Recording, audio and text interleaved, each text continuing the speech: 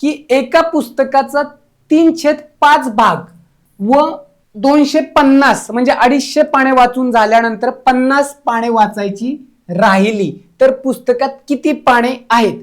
आता ज्यांनी आत्ताचा पेपर दिलेला आहे प्रीचा, ग्रुप बी चा असेल किंवा सी चा असेल, जो पेपर दिलेला आहे त्याला लगेच क्लिक झाला असेल. सेम असा क्वेश्चन होता, त्याच्यामध्ये सेम क्वेश्चन होता, काहीच फरक नव्हता, आकडे फक्त बदल होते. तर पुस्तकात एकूण किती पाने आहेत. आता मी पहिल्यांदा शॉर्ट ट्रिक्सने सांगतो की लगेच लक्षात येईल. हे 250 पाने वाचून झालेली आहेत आणि 50 पाने वाचायची शिल्लक राहिलेली आहेत. म्हणजे पुस्तकाचा 3/5 भाग व म्हणजे अधिक प्लस 50 पाने. आता हे 250 अधिक हे 50, 300 पाने बरोबर आहेत. आणि पुस्तकाचे 3/5 भाग अजून काढायचे आपल्याला.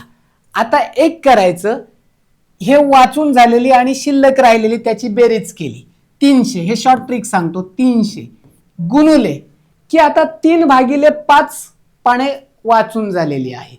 म्हणजे राहिलाय किती रे, ह्याच्यामध्ये राहिलाय किती, 2/5 हा शिल्लक राहिलेला आहे.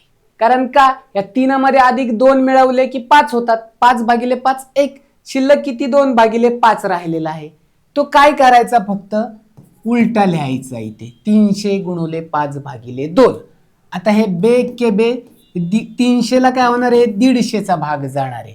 150/5 किती, 75 म्हणजे 750. 750 त्याचं उत्तर आहे.